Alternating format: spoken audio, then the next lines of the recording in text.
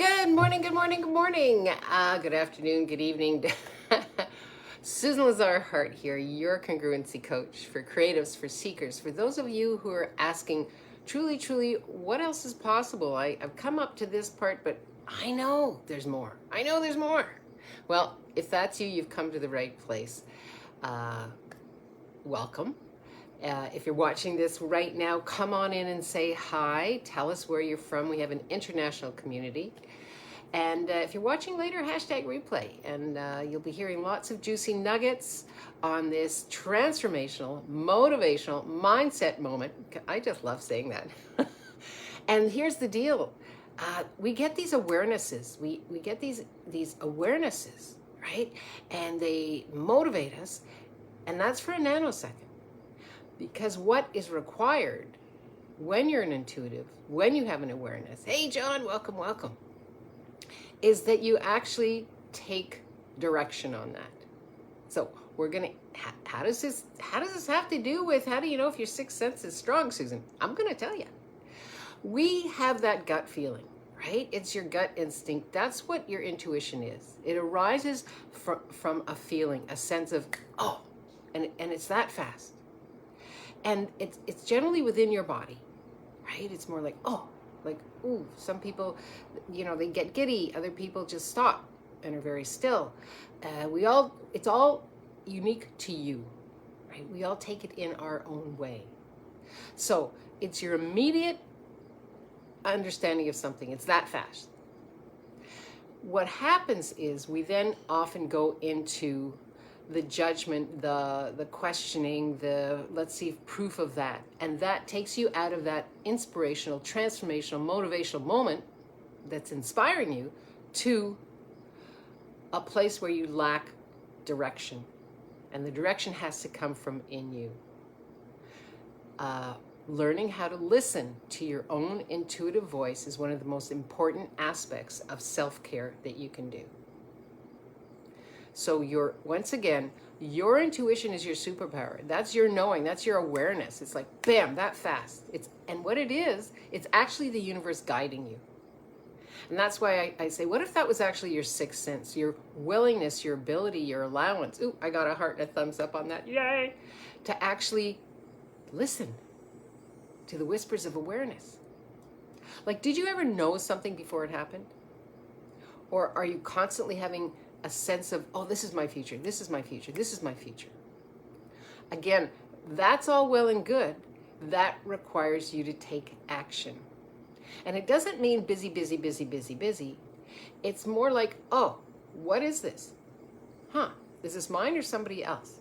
Now, when I say somebody else, maybe nobody's ever told you this. You're actually an empath, or you wouldn't be here. Creatives and seekers are empaths. Empath is somebody who's aware.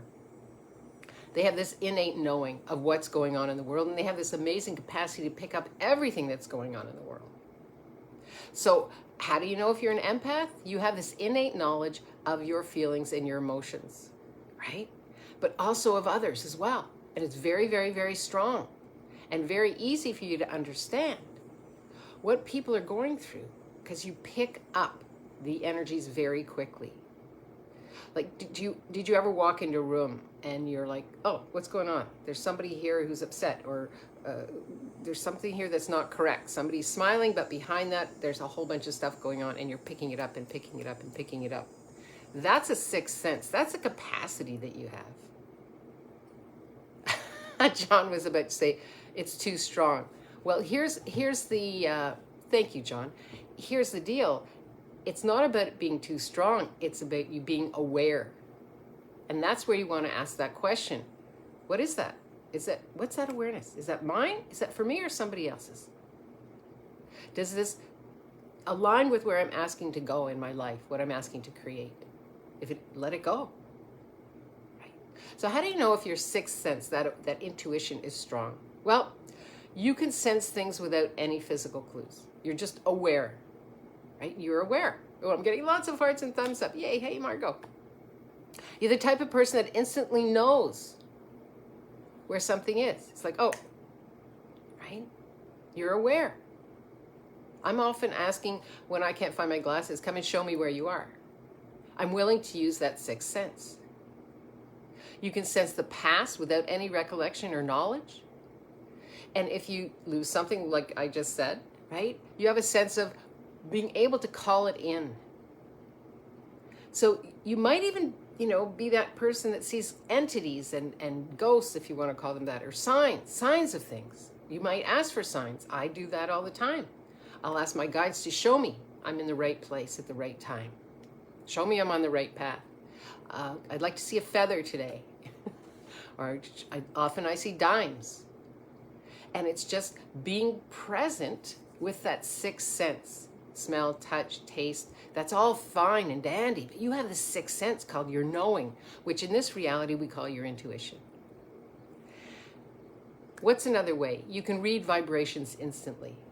Right? You know how somebody feels about a choice, a decision, whatever it is, even before they're aware of connecting with it. You connect to that. We've already talked about being an empath. And the fourth is you know the future. Right? You actually have an awareness of truly what else is possible. You can sense what's going on, and it's more about your intuition than a logical sense. So, how many times have people told you when you were very young, how do you know that? Prove that to me. Or how did you know that? Ricky's always saying to me, oh, you're right. And I'm like, Yep, I knew. Because we have a sixth sense. It's our knowing. But what happens is when we're very young, it's drilled out of us. Right? We have those years from 0 to 7. And by the way, this is something everybody seems to be talking about online, and I just am so excited about it, which is your subconscious. People are giving classes about it. People are talking about it. It's like, when two or more are gathered, we shift and change things together, right? So that subconscious is just this empty vessel that information is poured into you, and you take it all in. These are people who tell you they love you. These are people who feed you and clothe you and diaper you. And these are people who you depend on to actually create a life for and with. And the subconscious is created for survival. And so you believe all of this. And what happened to that innate knowing? Well, it was drilled out of you, but it's still there, right? It's still there. People say, how did you know that? Or prove that to me. It's there. It's always been there. That's who you be. You came in as a conscious being who took this body for a human experience. Yeah. Hey, Anne-Marie, welcome, welcome. John, I'm going to get to your question in a minute. I just want to kind of round this out a bit. So we all agree, yes, that we're brought here into this life, in this moment, with this experiment of choosing a human body. We are intuitive, right? We are intuitive. We intuitively know. We trust our knowing, but we're taught not to trust our knowing. Again, so that period of 0 to 7, where it's like, don't trust your knowing, do as I say. Well, you're not 6 or 7 anymore. So now's the time to just be present with you. Be present with you. And ask those questions. What is this? What's this awareness? Right? We get thousands and thousands of awarenesses all the time. And again, what's important is that you be present, and if there's an awareness that you want to act on or work with, ask yourself, what's my first step in following through with this awareness, with this intuition? Many people use intuition as a reason justification not to create. That's not what this is all about. Be aware. Right? When we put something to the side, oh yeah, I thought of doing that, or I was going to do that. Ask yourself, was that for you or for somebody else? Are you creating this for you or for somebody else? So, sorry, it's very, very hot here in Vermont.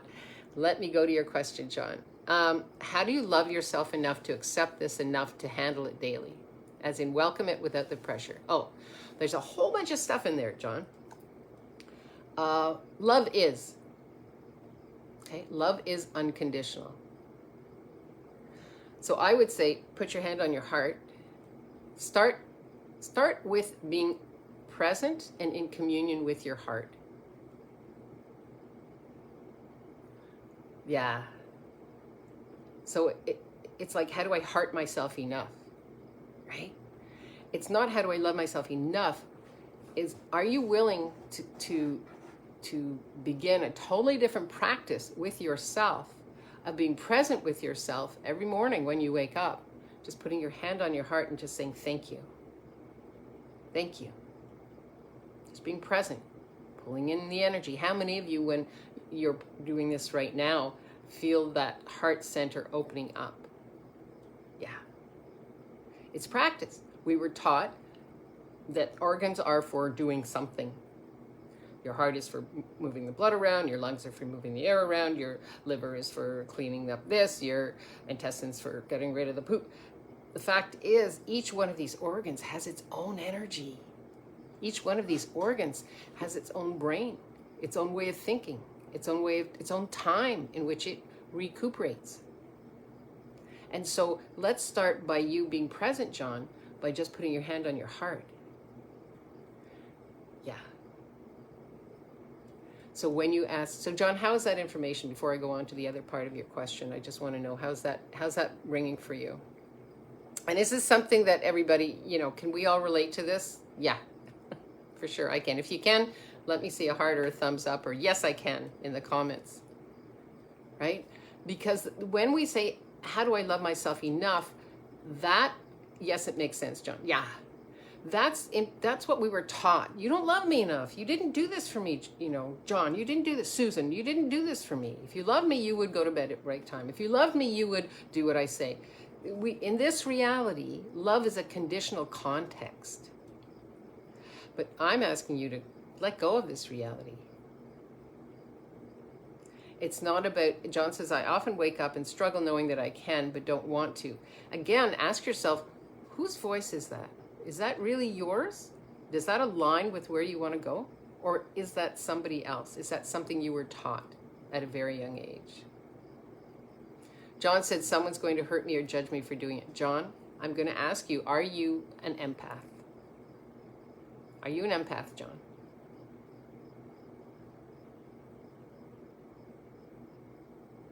It's what I was taught. Yeah. See, when you're an empath, you have a capacity to pick up someone else's thoughts, feelings, and emotions. Are there millions and millions and millions of people on the planet right now who are buying into this reality, who are frightened, who are judging each other, who are judging themselves, who are afraid they're going to be hurt, who are hurting each other, who are hurting themselves? Once you have that awareness of like, oh yeah, oh, is that yours or somebody else's? Oh, it's not even mine. What is it that I came here to be and do? What is it that you're asking to create today? See, I'll give you a clue into how I create with my life and how I coach with my clients. When I find that I'm getting pissed off over somebody or something, I have to stop myself and ask myself, am I giving myself what I wanted out of today? Like, am I completing the task that I set for myself in terms of creating larger with my life, my living, my business? Am I giving myself that juice, that creative juice, right? And it could be just going off and having, a swim. That's what I did yesterday. I'm like, okay, I'm out. What do I require? Oh, I'd like to move my body in a different way. It has nothing to do with what somebody said, my personal reaction. No. It's about that's self-care, intuiting self-care, what it is that you're needing for yourself, right? And so that it's being present. When you wake up with the world on your shoulders, or when you're in the middle of your day, stop and ask yourself, what is it that you're not giving yourself in terms of self-care? Yeah.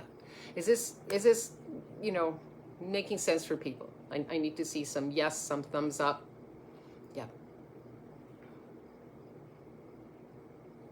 Yay. Thank you so much. Thank you. Ooh, a great big one. Yeah. It's that simple, and it's something that we were never taught, right? That we actually have the capacity to know how to nurture ourselves. That's in our sixth sense. That's our ability to care for ourselves in a way that creates greater.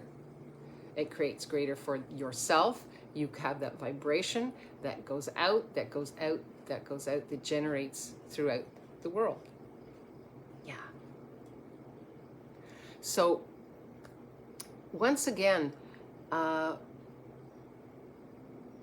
when we lay the foundation, right? The foundation of those questions, of living in the question, What is this? Wow, I feel like everybody's angry. John was saying, I wake up and I'm worried. Okay, stop and ask yourself, what is this? Is this mine or somebody else? What am I picking up here? Again, as an empath, you have the capacity to pick up something way over on the other side of the world from somebody you've never met. You're just aware. You are an awareness of an awareness unit. That's who you be.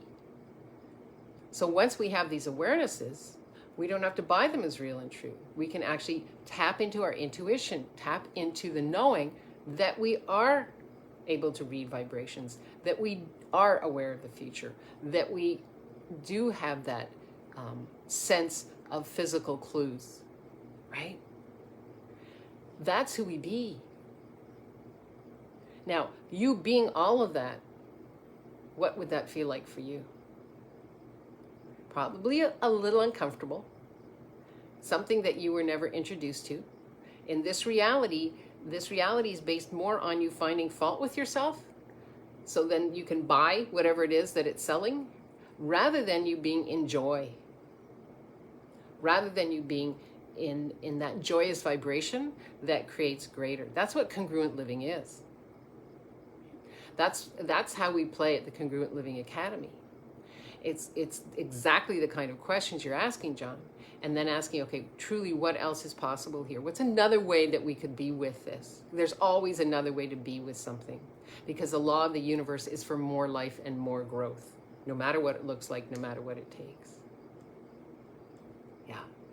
Now, if you're listening to this later and you say, Susan, I have a question about this, please write it in, right? Come on over to our Congruent Living Facebook and, let me know what's popping for you.